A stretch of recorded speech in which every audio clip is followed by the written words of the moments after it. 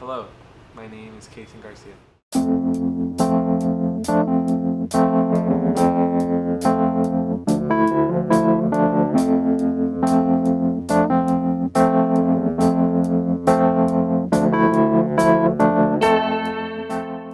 So a long time ago, when I was about 10 or 11 years old, there was a guy that had gone to my church, and he was basically like a traveling ceramicist who would also like teach the gospel and use that illustration to kind of talk about how Jesus was the one who was like shaping us and we were the clay. And I thought it was really interesting. Obviously, that I want to do ministry in the future, but also like I was really interested in doing ceramics as well. So then finally, after a long time of waiting, I had the opportunity to do it here at school for a GE, and I fell in love with it and kept doing it. And I've just been doing it ever since I took the class, and now I'm just doing it for fun.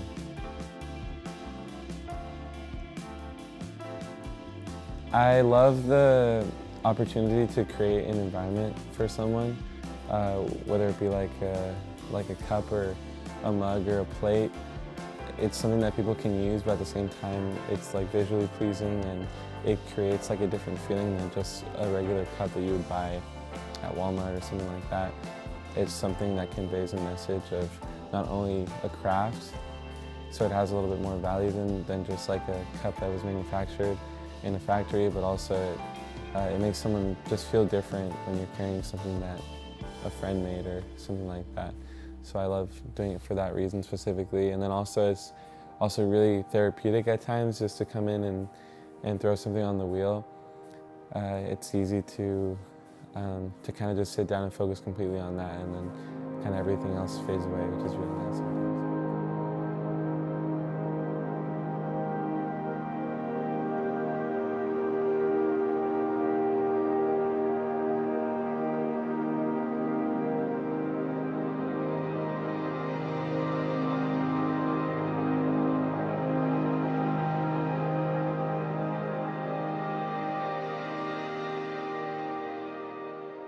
Yeah, it's really similar to sports like surfing because it's kind of just you and what you're doing. There's nothing really like else that kind of factors in. Obviously, like when you're in the water, you have to understand like how the waves work and like how you're relating to the board and to the water, and kind of the same thing with pottery. There's like so much things that you need to understand about the clay before you throw something really well. And sometimes it's really good because it forces you to completely focus on just that one thing. So beforehand, you need to make sure that the clay is prepared well, you need to wedge it correctly, and you need to understand like what its needs are. Like sometimes it'll feel really stressed, and sometimes it'll feel really like it'll be really wet and stuff. So you have to understand how it works, and then once you're on the wheel, if you lose focus, you could accidentally touch the clay and it'll just like spin off the wheel. So it's similar, yeah, because there's a lot of just focus that's required in it, but at the same time it's really good because it just helps center you in a way. With ceramics, throwing on the wheel, like I was saying earlier, there's a lot that goes into the whole process. Like if your clay is not taken care of before you put it on the wheel, then once you get on the wheel, it can just kind of go crazy, and it feels like the walls are kind of like uneven, and then once it gets taller and taller and taller, it just becomes a little bit harder and harder to throw. So it just is like a whole big thing. I think it relates a lot to life too, because one of the things that I've been thinking about a lot recently is understanding like what it means to have discipline in your life, and to be able to intentionally put yourself in the position in life to where you know that you're gonna like do your best, the best for yourself, and succeed. You know, so it might be a little bit difficult because you have to do a lot of preparation beforehand, and you have to do a lot of things that at times can just be just work that seems unneeded, but then once you actually like go into action and kind of start living your life, you start realizing how all those things that you had done before really paid off, and they just make it easier for you to live just because you put in the work beforehand. You know, like for example, just being here at school, I think a lot of the people here are going to do really well in the future because they took the time to get an education, you know, and learn a craft, and they're just committing themselves to doing 4 years of something that that's going to benefit them in the future, you know. Also, one of the things that I always kind of think about when I'm throwing is the idea of centering. If you don't take time to put the clay in the right position before you build up the walls, then also when you're lifting up the walls, it can become also really difficult. So I think that's really related to like your faith. If you don't become centered in what you believe, then once you try and go a little bit past that, things can kind of just go crazy.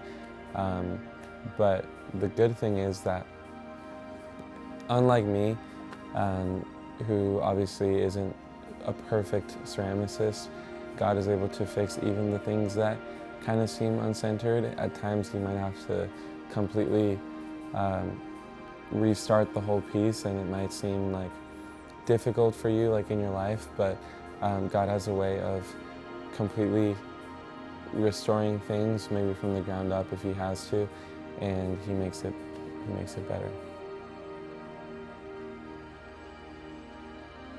I made, it's only fired once, so I still need to glaze it and fire it again. I like doing, as you can see, like geometric stuff, because I think that in history a lot of people did kind of more like classical, like vase type stuff, but only until recently have people kind of been experimenting with this kind of form, you know. So this is a little vase I made, a little bottle that I made, and some more vases. This is kind of an interesting type pitcher thing with a kind of weird spout there.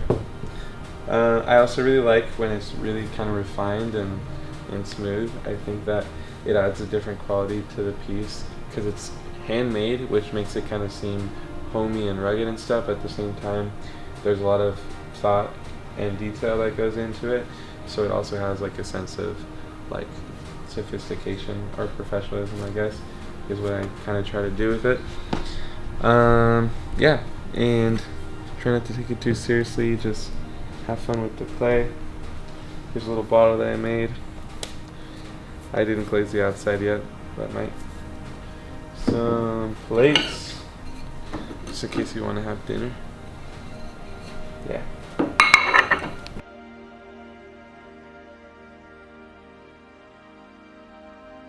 I definitely think that this is going to be a part of my life, or something maybe related to ceramics will be a part of my life in the future.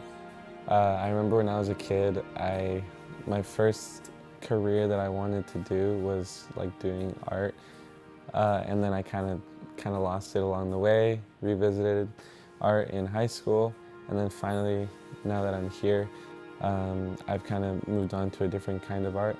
So I have always kind of had a passion for it, but I just wasn't sure if it was going to be able to fit with the things that I wanted to do. But the more and more I do it, the more and more I realize that if you're really passionate about something, even if it's not your main thing, there's always a way to do it, you know. So it's all up to you to be able to make time for it. And also, I really enjoy the results that it has with people, because they seem to really enjoy getting pieces from me and things like that. So it's something that I want to continue. So yeah, I think I definitely do see myself doing this maybe on the side. Cool. Yeah. That's tight.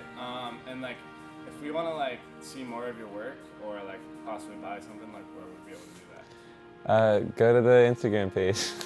It's called Amigos Handmade, and I'm posting a lot of the stuff that I've been making recently.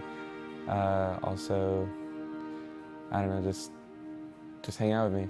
Yeah. And I'll show you stuff that I make. Awesome. Thanks. Yeah.